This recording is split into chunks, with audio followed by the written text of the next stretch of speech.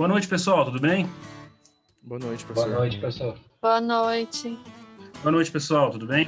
Pessoal, hoje nós vamos ter a apresentação do André Luiz. O André vai apresentar um artigo para a gente bem interessante sobre o papel, do exercício físico na doença de Alzheimer. É bem interessante esse artigo porque ele vai mostrar como uma lesão similar à doença de Alzheimer pode ser tratada através da atividade física. E esse trabalho também é bem interessante porque ele também vai trazer para a gente um pouquinho sobre as vias bioquímicas, associadas ao BDNF e à calciumodulina quinase. André, tudo bem? Tudo bem, professor. Senhor. Vamos para a apresentação? Vamos sim. Então manda brasa.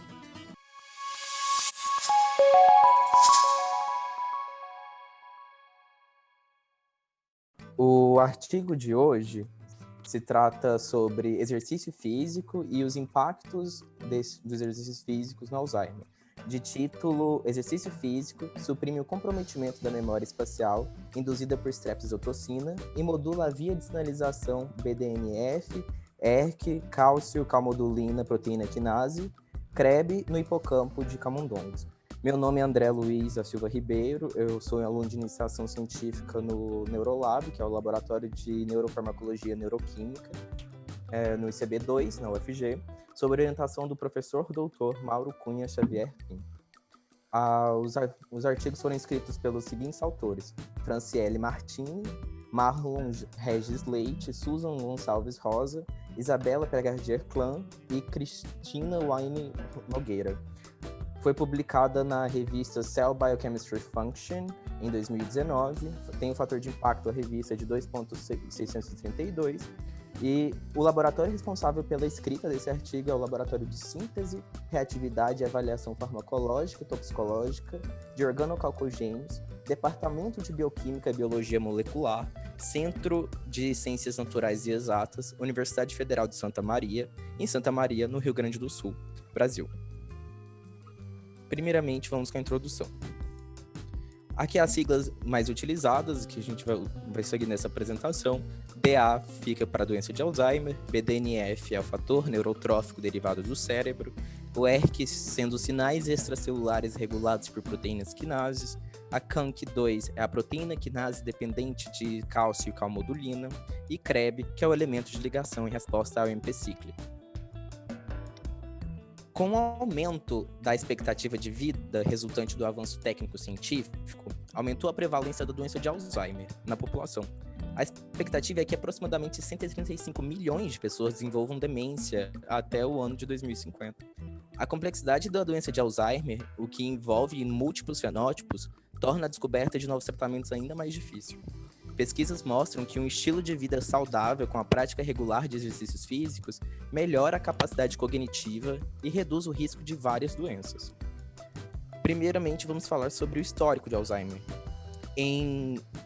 No início do século XX, Aloysius Alzheimer, que é um neurocientista e psiquiatra alemão, ele descobriu, com o atendimento dos seus pacientes com demência, na realidade, na autópsia do cérebro de seus pacientes, que duas estruturas que não são convencionais na estrutura do sistema nervoso normal, que ele denominou de placas e um emaranhado.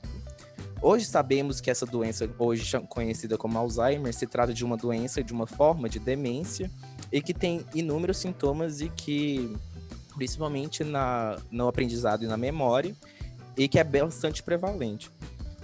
Hoje sabemos que essas placas são conhecidas como placas neuríticas, são extracelulares.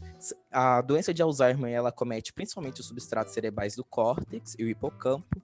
Se trata de uma patologia complexa e multifatorial, e é uma forma de demência mais comum. Cerca de 60% a 70% das demências hoje catalogadas são do tipo Alzheimer.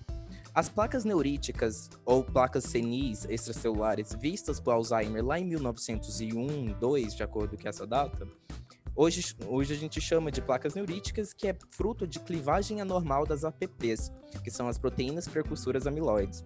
Além das placas neuríticas, ele viu um emaranhado que ele não sabia dizer o que era. Hoje sabemos que é fruto da hiperfosforilação da proteína tau. Esse mecanismo vai ser descrito um pouco mais adiante. E tudo isso reduz a comunicação efetiva sináptica mediada por neurotransmissores, o que resulta em perda progressiva da função neuronal. Aqui tem algum esquema didático, claro, que exemplifica como que acontece esses resíduos de beta-amiloide. As enzimas atuam nas APP, que são as proteínas percussoras da amiloide, e as cortam em fragmentos. O fragmento beta-amiloide é crucial na formação das placas senis ou placas neuríticas na doença de Alzheimer. E conforme esses resíduos de proteína amiloide acontecem, esses resíduos beta-amiloide, eles se juntam, eles se tornam um grande aglomerado, uma placa lipossolúvel e se torna visível até mesmo a olho nu em pessoas cujo Alzheimer já está em estado mais avançado, que foi o que Alzheimer viu. Aqui está um exemplo de uma lâmina com as placas senis, que é um emaranhado dessas betas amiloide. E aqui a gente vai falar sobre um pouco da proteína tau, nesse esquema. No neurônio saudável, durante o seu axônio, temos microtúbulos. Nesse microtúbulos, temos um emaranhado dessas proteínas tau, e elas são fundamentais para uma transmissão sináptica efetiva e homeostática. Contudo, quando você se trata de um neurônio doente, esse microtúbulo ele começa uma desintegração e essas subunidades, esses microtúbulos são rompidos, onde que essas proteínas são soltas no citoplasma do neurônio e acontece um aglomerado dessa proteína, esse emaranhado que Alzheimer viu a princípio e não conseguiu identificar o que era. Hoje a gente diz que é um emaranhado de proteína tau. Na doença de Alzheimer, as alterações da proteína tau levam à desintegração dos microtúbulos nas células cerebrais, levando ao próprio neurônio à morte. E é interessante que esse emaranhado é intracelular, enquanto as placas neuríticas são extracelulares. Então, falando sobre a fisiopatologia da DA, é importante ressaltar também que existem várias hipóteses. Existe a hipótese colinérgica, na qual acontece uma diminuição da acetilcolinesterase. Também existe a hipótese que relaciona o estresse oxidativo à produção de radicais livres, e a hipótese relacionando a fosforilação da proteína tau, que é um depósito extracelular de proteínas beta-amiloide, e hipóteses de íons metálicos, que é a ruptura da homeostase de metais. Tudo isso acontece uma retroalimentação de perda neuronal e atrofia do córtex temporofrontal.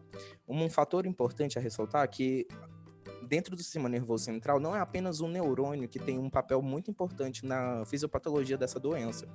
Sabemos também que a micróglia, que é o nome se dado para os macrófagos dentro do sistema nervoso central, são importantíssimos para a limpagem desse tecido nobre, do SNC.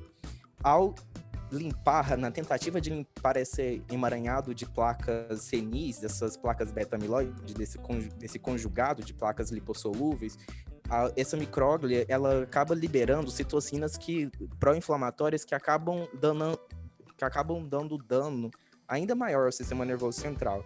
Então, uma junção de tudo isso, da inflamação dada por essas citocinas, as placas beta-amiloides e os NFTs, que são os emaranhados neurofibrilares produtos da hiperfosforilação da proteína tau, é a fisiopatologia da doença de Alzheimer como conhecemos hoje.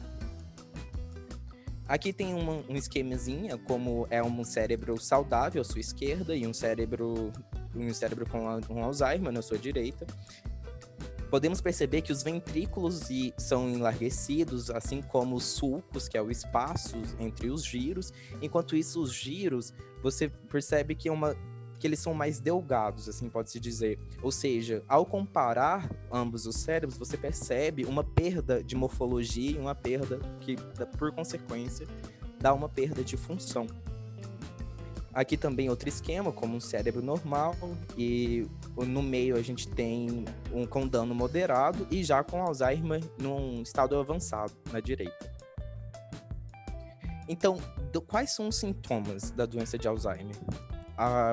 Eles são muitos sintomas, mas podem ser resumidos basicamente em perda de memória, dificuldade em planejar ou resolver problemas, dificuldade em executar tarefas familiares, perda da noção de tempo e desorientação, dificuldade em perceber imagens visuais e relações espaciais, problemas de linguagem, discernimento fraco ou diminuído, alterações de humor e personalidade. Em relação a como acontece a doença de Alzheimer, a gente precisa antes, como um background, falar sobre um pouco da sinalização do BDNF, que é o fator neurotrófico derivado do cérebro.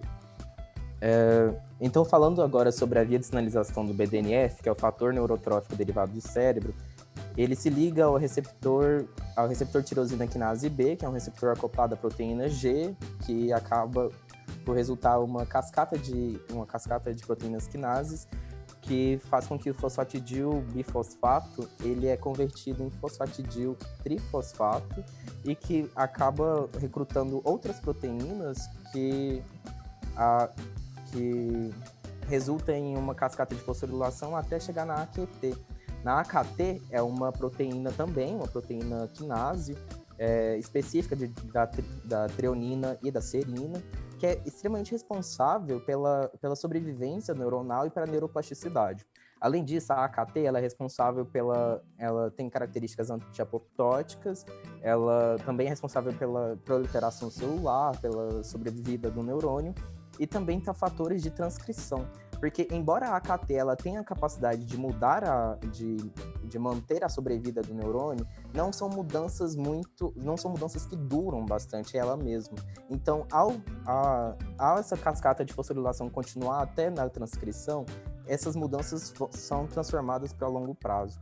Além disso, o TRKB ele recruta outra proteína, que é a fosfolipase C-gama, na qual cliva a PIP2 em DAG, que é diacilglicerol, e IP3, que é a trifosfato ionositol. Esse IP3, o trifosfato ionositol, ele atua como agonista de receptores de cálcio, de liberação de cálcio, no retículo endoplasmático. O que é importante ressaltar nisso? Que no citoplasma de uma célula normal, as concentrações de cálcio elas são muito pequenas, porque cálcio é um cátion bivalente extremamente reativo. Ele tem a capacidade de se ligar em inúmeras proteínas e mudar a conformação dessas proteínas de forma a desencadear uma cascata de fosforilação. Então, por esse motivo, a célula guarda esses cálcio, essas grandes quantidades de cálcio dentro do retículo endoplasmático, esperando apenas com que, por exemplo, o IP3 se ligue para liberar no citoplasma. Ao ligar esse IP3 e liberação futura deste cálcio no citoplasma, o cálcio ele interage com uma proteína quinase dependente de cálcio e calmodulina, a CANC2, que por si só também é responsável e libera outra cascada de fosforilação responsável pela neuroplasticidade. A CANC2 também tem a capacidade de mudar de fatores de transcrição e todos esses fatores são transcritos, traduzidos, e essas proteínas elas agem em prol da sobrevida e o crescimento e neuroplasticidade neuronal. Essa PKC também, que é um fruto do diacilglicerol, age junto com a CANC, que age junto com a AKT, que age junto com a ERK também, que eu vou falar um pouco dela agorinha, e tudo isso dá um efeito sinérgico da sobrevida e da neuroplasticidade. Então essa é a via de sinalização do BDNF, de forma bem resumida. E o que eu achei interessante, que não trouxe no artigo, é que eu queria mostrar para vocês, para ficar bem mais didático, como que acontece esse complexo de cálcio com a CANC. Assim que cada proteína quinase dependente de cálcio e calmodulina, ela consegue pegar até 4 cátions de cálcio. E esses cátions de cálcio, eles se ligam a certos resíduos de aminoácido de forma que mude a torção dessa proteína e outros resíduos de aminoácido que não estavam até então expostos, passam a ser expostos.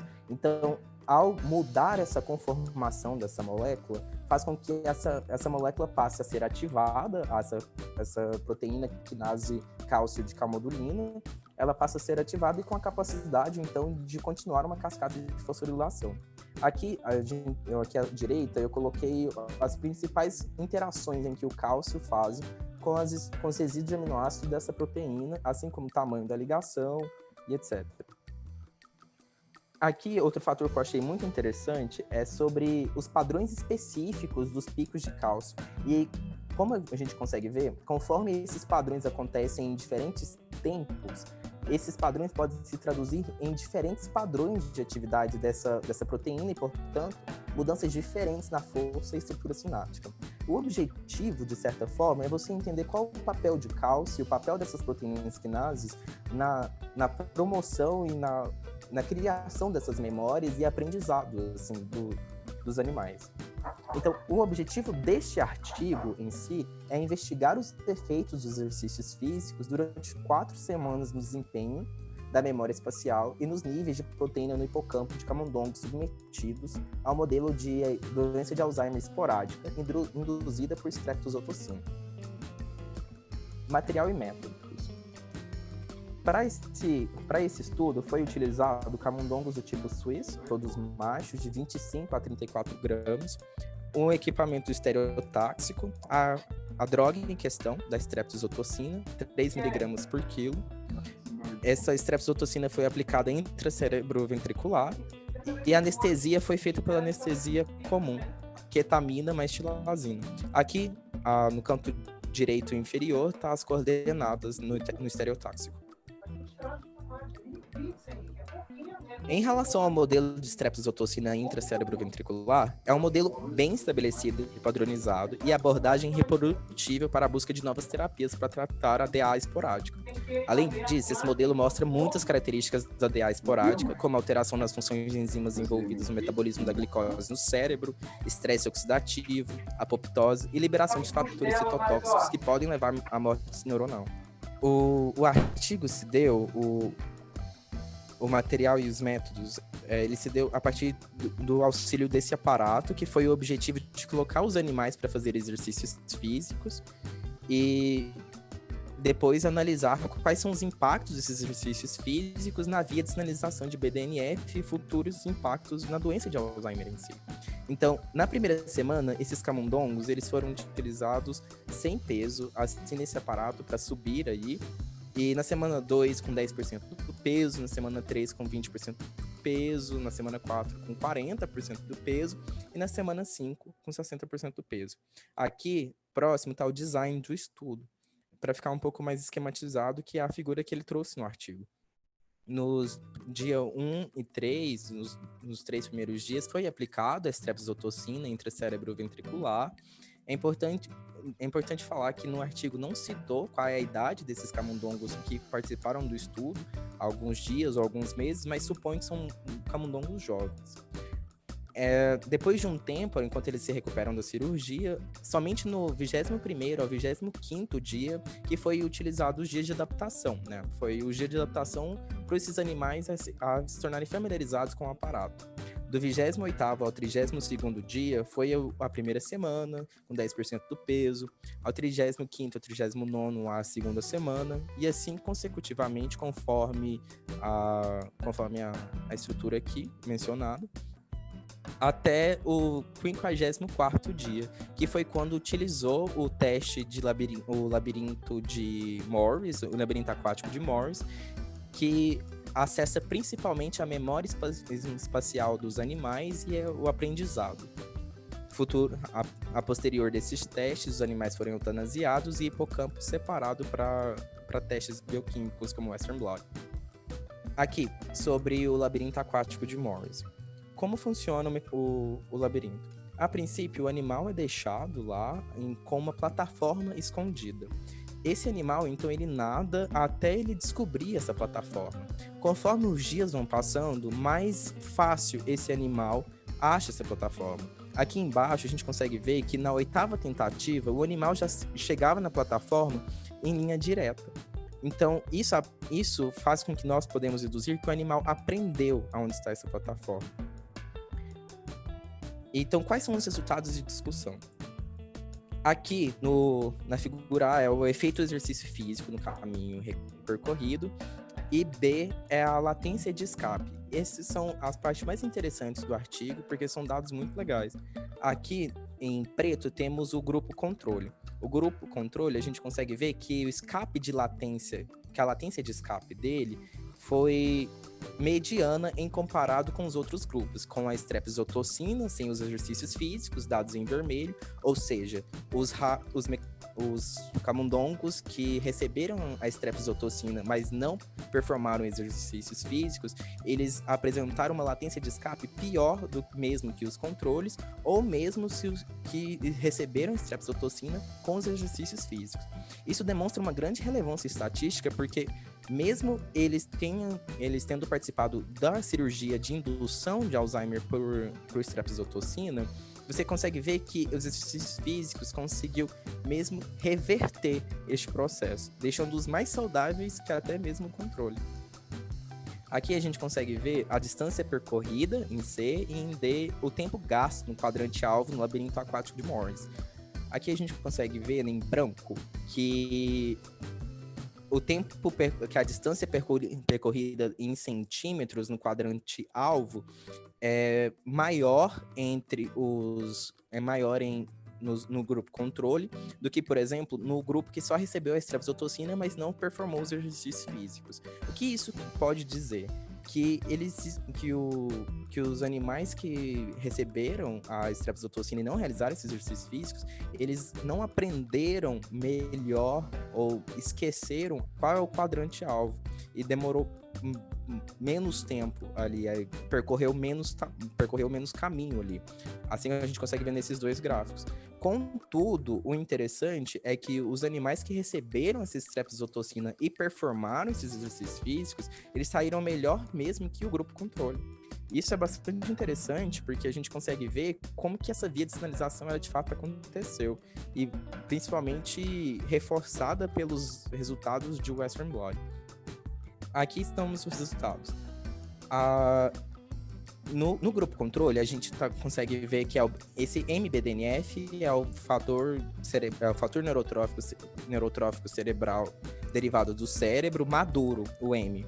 Então, a gente consegue ver que em branco, que é o grupo controle, você tem um certo número, que é um pouco menos do que 1, enquanto o grupo que recebeu a estreptozotocina, você vê que diminuiu bastante.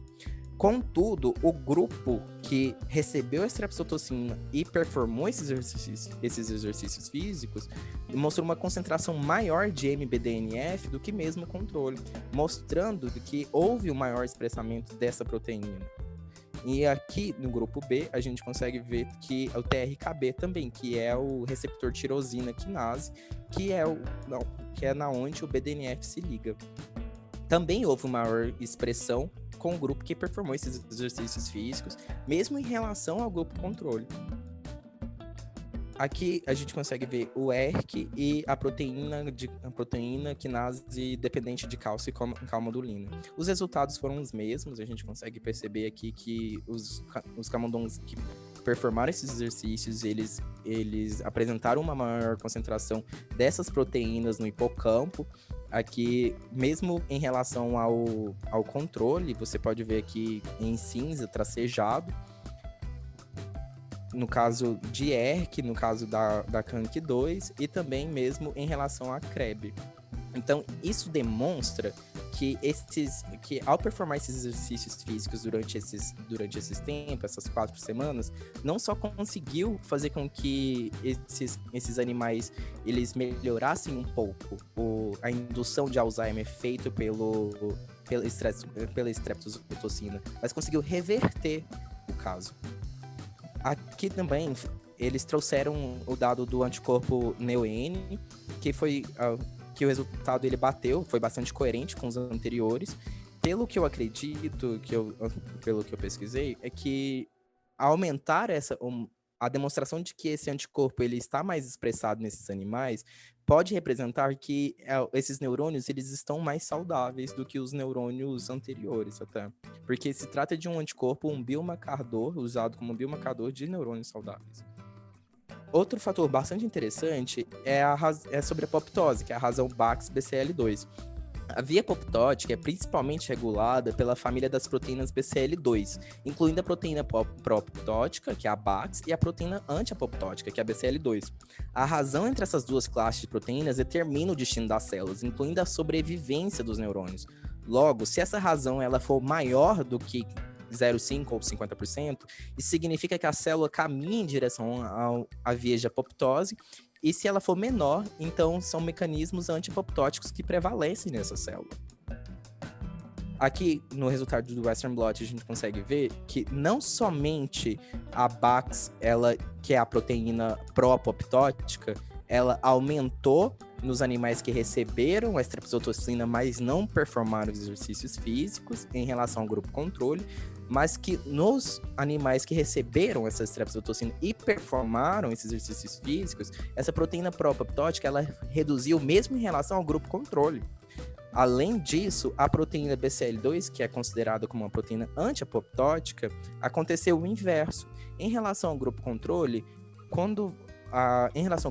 o grupo que apenas recebeu a streptozotocina diminuiu bastante. Isso acaba predizendo que esses animais, as células desses animais, os neurônios desses animais estavam caminhando em vias de apoptose. Por outro lado, os animais que receberam a streptozotocina e performaram esses exercícios físicos, você percebe que essa proteína anti-apoptótica aumentou, ela foi mais expressada. E aqui, em D, a gente consegue ver a razão mesmo entre a Bax e a BCL2. Como dá para ver, quanto menor essa razão, mais saudável, ou mais contra, ou mais em direção à anti-apoptose, ou à sobrevida neuronal, a célula está. Então, a conclusão desse artigo é que o presente estudo demonstra que o exercício físico suprimiu o comprometimento da memória e modulou a via de sinalização do hipocampo BDNF, esse complexo de proteína quinase, e o CREB, em um modelo de camundongo de doença de Alzheimer esporádica induzida por streptozotocina. Além disso, os efeitos benéficos dos exercícios físicos recrutaram mecanismos anti-apoptóticos, como foi visto lá pela razão da Bax-BCL2. Apesar de todos os esforços científicos, contudo, no momento não existem opções farmacoterapêuticas eficazes para a prevenção e tratamento da doença de Alzheimer. Portanto, o exercício físico é uma estratégia neuroprotetora que poderia atuar nos estágios pré-sintomáticos da doença de Alzheimer. Uma informação que eu trouxe de fora, que não está no artigo, que eu achei bastante interessante, de considerações finais, é que embora esse estudo desse artigo que eu acabei de apresentar, ele acaba dizendo, assim, alegando que que a ativação dessa via de sinalização ela é bem benéfica para a sobrevida neuronal, não é uma verdade para todo o sistema, para todo o corpo. Nos casos das células neoplásicas, como diz esse estudo, cujas referências estão aqui ao final, é um mecanismo mesmo dessas células neoplásicas, a estimulação dessa via de sinalização, porque ela promove as sinalizações desses mensageiros secundários, que resultam no aumento da proliferação celular, como eu falei antes, existência da apoptose, mecanismos anti-apoptóticos, invasão, e também metástase e resistência à quimioterapia. Dessa forma, o aumento da expressão BDNF-TRKB tem sido associado com um comportamento mais agressivo de diferentes tumores malignos e pior prognóstico, devido ao seu papel nos processos de angiogênese, invasão, metástase e a resistência à quimioterapia. Então, enquanto no sistema nervoso central ele se torna essa via de sinalização, quando bem estimulada, ela pode promover uma maior sobrevida neuronal e uma sobrevivência do sistema nervoso central como um todo, você pode perceber que também é um mecanismo utilizado por células neoplásicas para sobreviverem melhor e para evitar essa anti-apoptose que é causada por células de defesa. Então, existem dois lados, né, da moeda. Basicamente é isso, pessoal. Muito obrigado.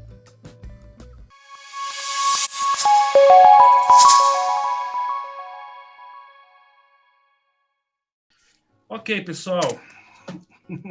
André, obrigado pela apresentação.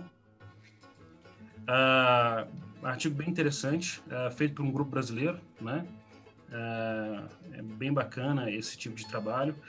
O que você achou do artigo, André? Eu achei muito interessante, porque eu não esperava tantos resultados, assim. Eu até, assim, já ligava sobre os benefícios, assim, do exercício físico, na fisiopatologia da doença de Alzheimer, mas eu não sabia que conseguiria até mesmo reverter, assim. No caso, é claro que a amostra foram poucos, né? E também foram poucas semanas de exercícios físicos e existem muitas variáveis. Mas eu achei um artigo muito interessante, assim. No caso, o modelo com estreptozotocina, ele causa uma lesão inicial no sistema, né? Mas essa lesão, ela não vai ser contínua. Você não é um modelo com um animal transgênico, onde você tem um estresse crônico que vai acontecendo ao longo do tempo. Então, você causa um dano no primeiro dia, certo? Mas você vai observar, nos primeiros dias, um processo de neuroinflamação. Depois de uma semana, você já começa com o reparo do sistema. E a partir daí, pelo menos em roedores, o reparo ele é muito eficiente, né? E aí você vai observando um processo de melhora desses animais. Obviamente que sem um tratamento, os animais vão ter as características dos animais nesses testes comportamentais, né? A performance desses animais vai ser pior. Mas se você fizer um tratamento ou então fazer atividade física, você consegue sim ver uma pronta recuperação, né? O sistema desses animais ele é mais acelerado, ele consegue produzir novas células com maior facilidade do que em humanos, e é por isso que você vê esses resultados tão interessantes, né, nos modelos animais, né? Outra coisa também que acontece, que também é importante a gente pontuar, é que nesse trabalho foram usados animais mais jovens. Então, um animal mais jovem, ele tem uma maior capacidade de recuperar de um dano, né, seja ele feito por beta-amiloide, estreptozotocina ou então por trauma, do que um animal idoso. Certo? Todo esse processo de plasticidade neural, seja ele sinaptogênese ou neurogênese, ele vai ser muito mais ativo, muito mais funcional em animais jovens do que idosos. Então, também tem essa questão, né? Mas, de qualquer maneira, na literatura, você encontra muitos artigos mostrando que, tanto para animais jovens quanto para animais idosos, em diferentes modelos de dano cerebral, a atividade física tem sim um efeito benéfico e esse efeito está associado, né, à sinalização de BDNF. Rafaela, o que você achou da... Eu gostei bastante do artigo, inclusive... Eu já tinha selecionado esse artigo para o Journal, né? Eu até que sugeri esse artigo para o André. Eu tenho lido bastante coisa sobre atividade física, a gente tinha até pensado em fazer alguma coisa com o meu modelo também, fazer alguma coisa com atividade física, uma coisa que para a gente seria útil, porque também a gente não gastaria muita coisa, então talvez a gente até pense em fazer alguma coisa com atividade física com o modelo, né? Eu e a Helene, a gente estava dando uma olhadinha para ver se a gente achava alguma coisa, a gente já estava fazendo um estudo disso. Mas eu achei bastante interessante que aborda, né, a via que a gente está trabalhando lá no laboratório também, né, e bem interessante a parte de exercício físico. Eu queria perguntar para o André uma coisa, eles começaram a fazer esse exercício físico com quanto tempo, André, que eu não me lembro? Foram 21 dias, se eu não me engano. 21 dias começaram a primeira familiarização com o aparato e os primeiros exercícios começaram no 28º dia.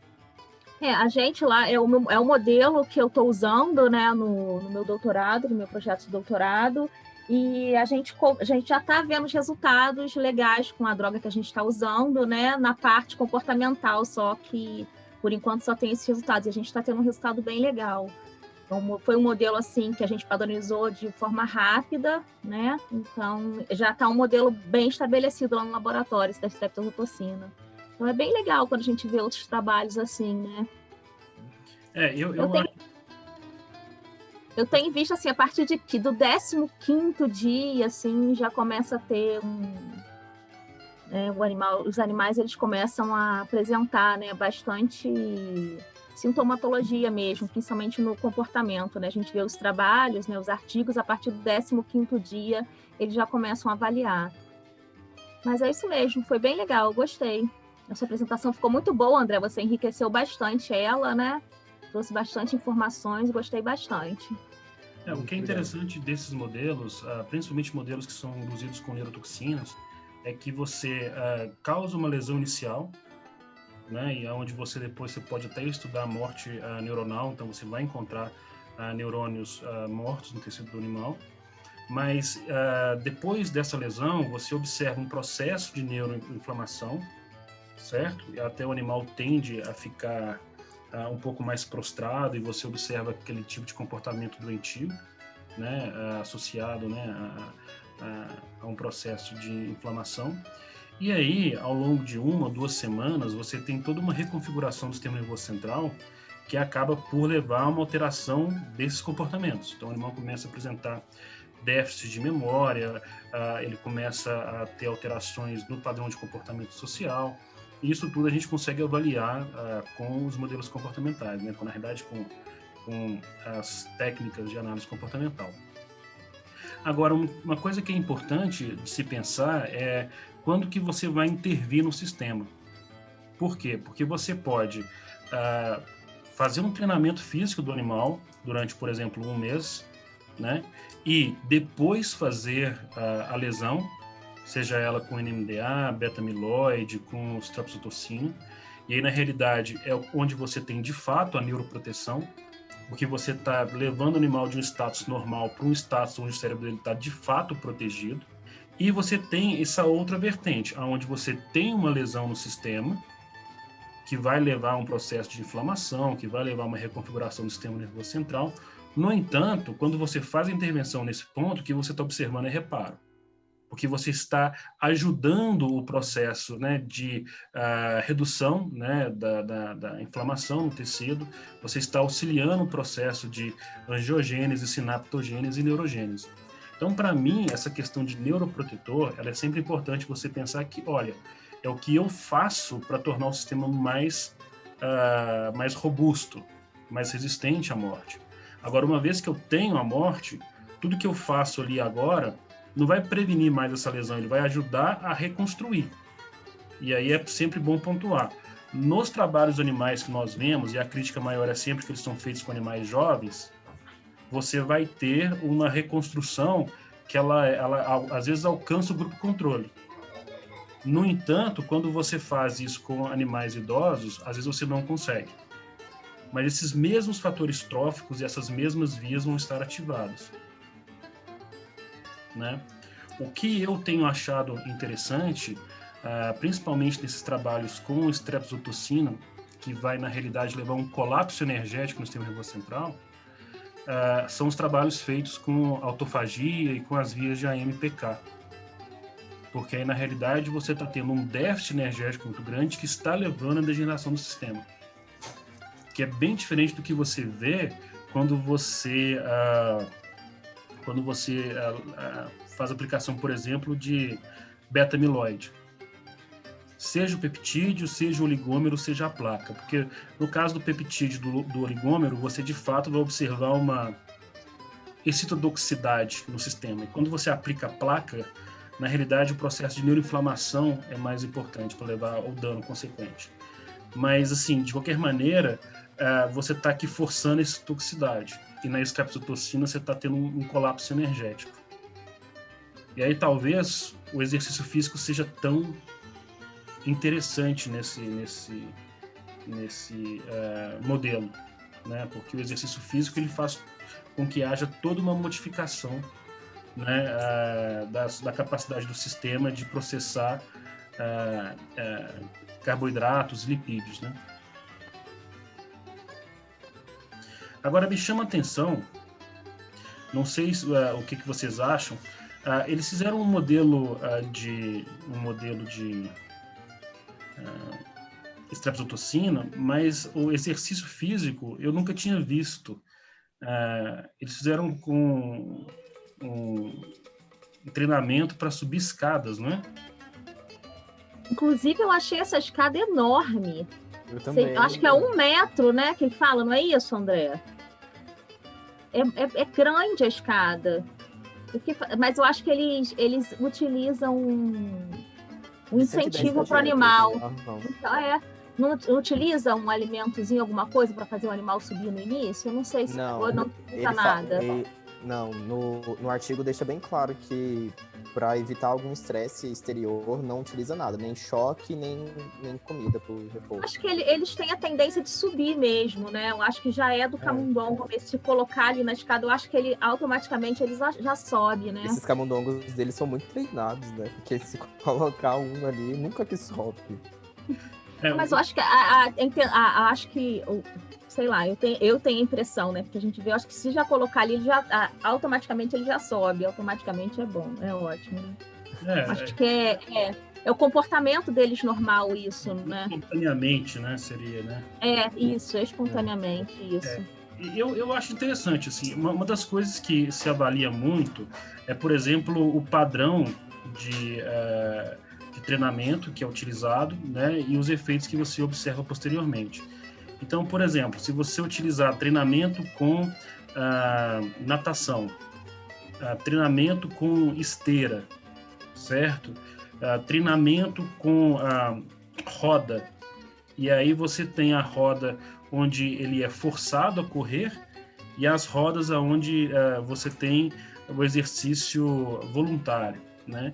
Então, aparentemente, você vai tendo distinções. Obviamente que o modelo onde você coloca ele dentro da água ou que você dá choque, você observa o aumento de cortisol. Então, o animal fica mais estressado, né? E o aumento de cortisol atrapalha a formação de neurônios e atrapalha a formação de novas sinapses, né? Então, esses mesmos modelos de atividade física, quando você utiliza um modelo que não gera tanto estresse, seja a roda onde ele corre voluntariamente ou um modelo como esse, são modelos interessantes, né? São modelos interessantes porque não geram estresse no animal, né? Então você teria menos interferência do estresse, né, no efeito final que você está estudando.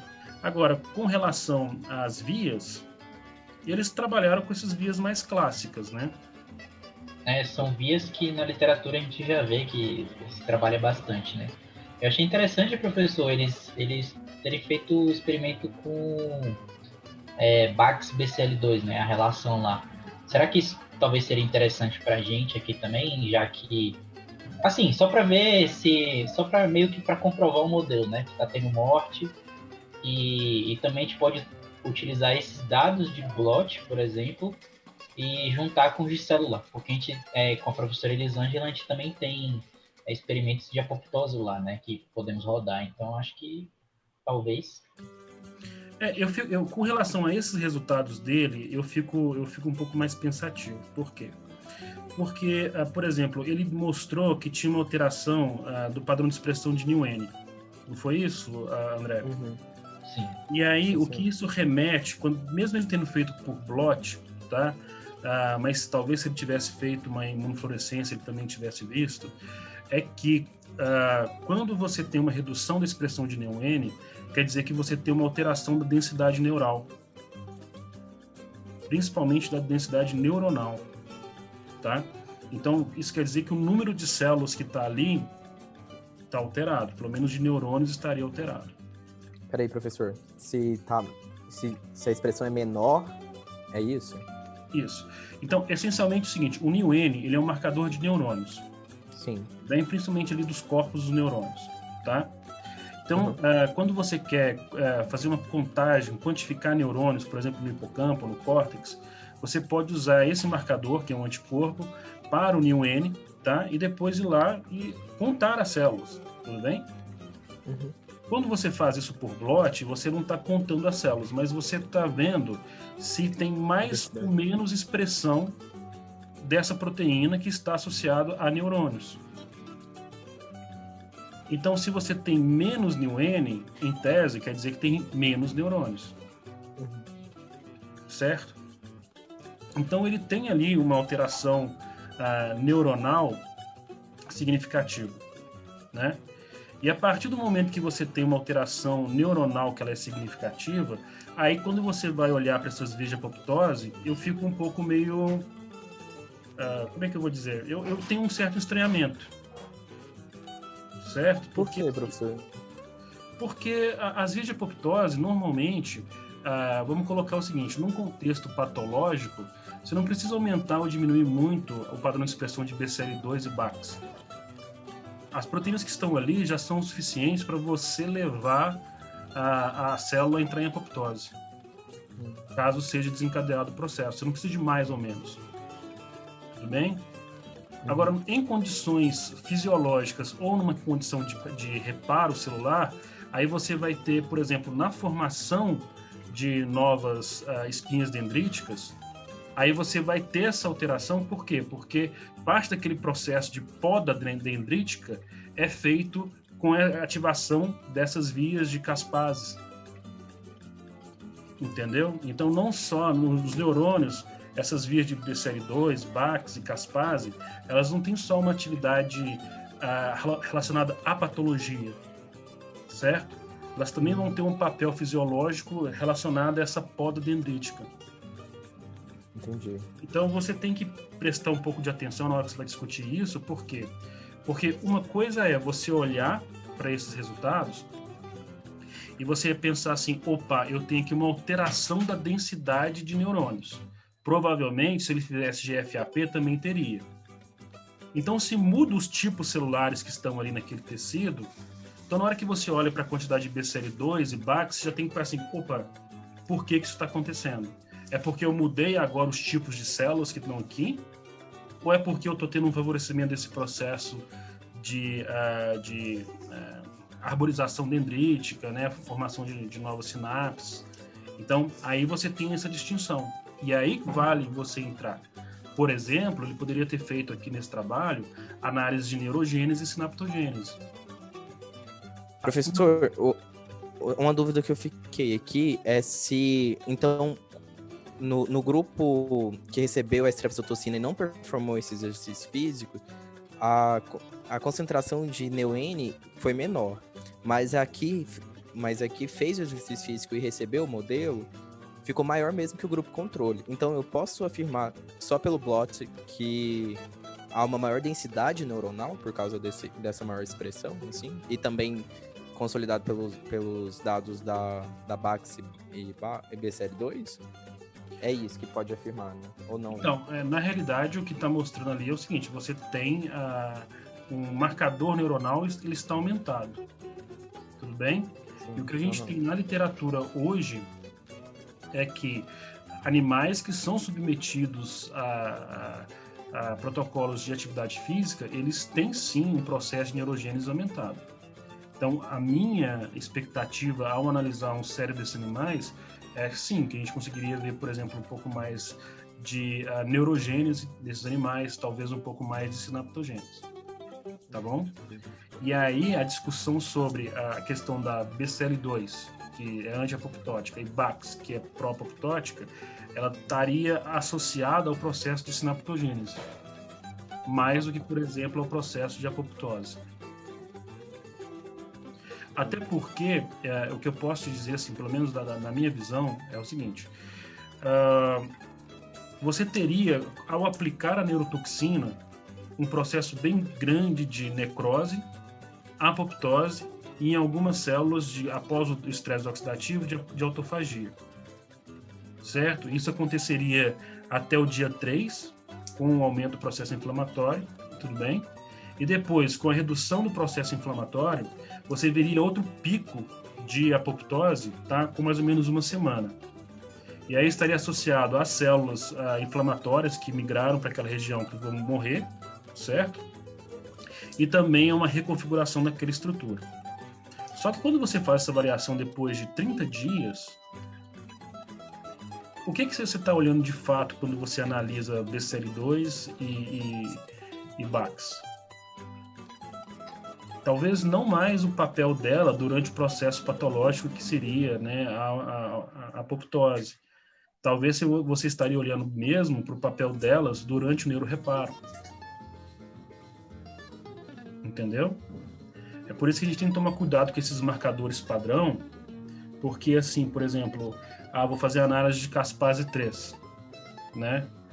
Se eu estou fazendo essa análise de Caspase 3 num contexto de lesão, eu estou olhando para o fenômeno de apoptose, certo? Mas se eu estou fazendo isso, por exemplo, estou analisando o padrão de Caspase 3 após uma atividade física, né? Ou após um determinado período de recuperação, essa Caspase 3 está aumentada devido ao aumento da apoptose ou devido a uma reconstrução, uma reestruturação do citoesqueleto da célula, no caso aqui os neurônios.